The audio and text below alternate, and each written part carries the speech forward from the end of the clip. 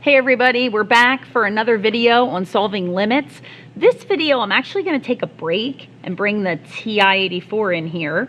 We've looked at how to solve a limit visually, like given a graph. Let's arrow back to that here. So given a graph, can you find a limit? That would be visually, graphically, okay? And today we're going to look at how to find a limit numerically. Numerically is using a table. And because we have this tool here, I actually want to take a break here today and show you how to find a limit using a table on your TI-84. So we're also going to do this analytically, which means by hand, on the next video. But for today, let's just look at number 4 here in your packet. It says the limit as x approaches 2. So we want to know the y values. As x comes in toward 2 from both the left and the right of this function here, x squared plus 3x minus 5. Okay, so how do you do this on the TI-84? Well, the first thing you're going to do is press y equals up here in the left corner. Clear out any old functions you may have in there and simply type in the function that we're given. So I'm going to type in x squared plus 3x minus 5.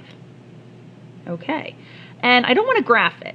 Now that would be what I would do if I was going to do this problem graphically. But since I want to use tables, I want to actually set my table up. So if you look above window in blue, you're going to see the word table set. So let's press second window, and it's going to let me set up my table. So the first prompt is table start. Like where do I want to start this table?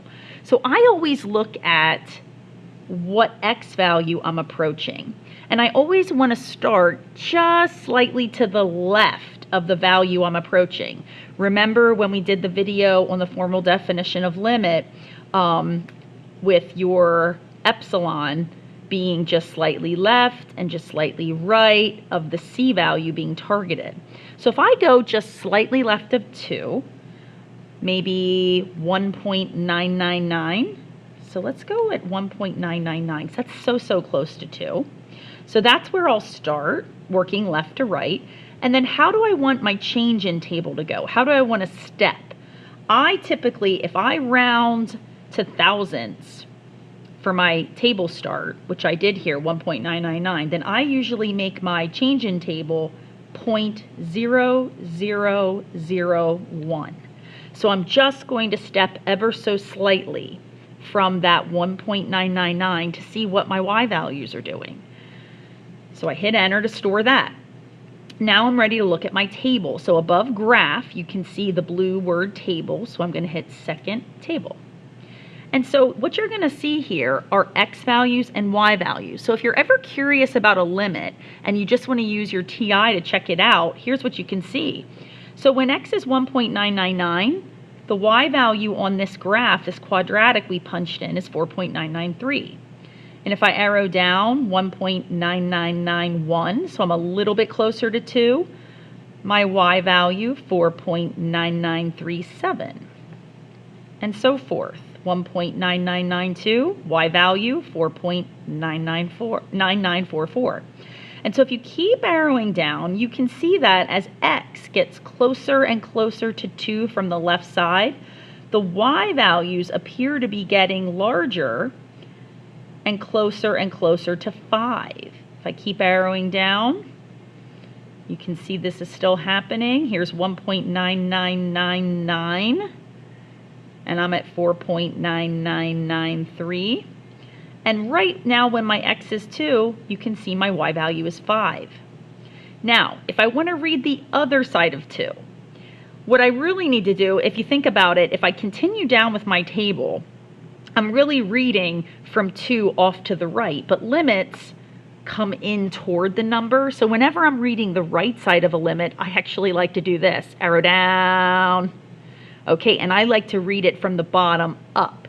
So if I'm at 2.0008, I'm at 5.0056. As I'm coming inward to 2 from the right side, you can now see my y values are decreasing into 5.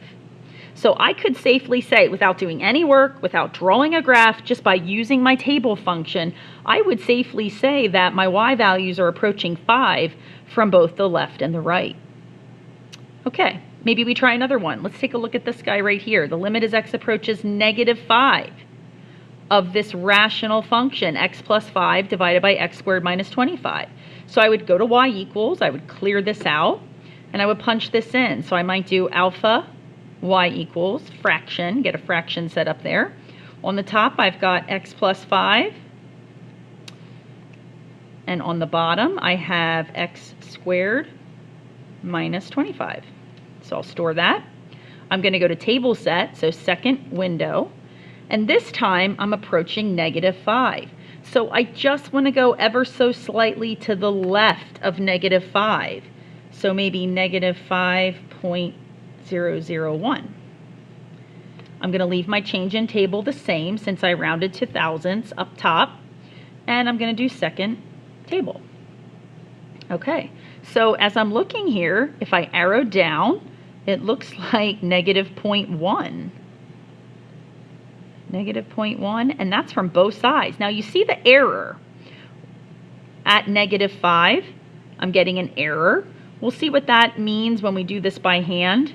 But for now, we know that it's okay to have an error or a hiccup right at the value, just so long as from the left and from the right, so I'm reading the table from the top or from the bottom up, it looks like -0.1. So I'm just going to jot that off to the side here. -0.1. That's what my table gave me. And if you remember from up here, my table was giving me 5. Okay. So you could keep going. You could do any limit you want using tables. Just want to give you that option for checking, or if you're curious about something and you don't quite know how to do it by hand yet. Okay, in the next video, we're actually going to solve limits by hand analytically.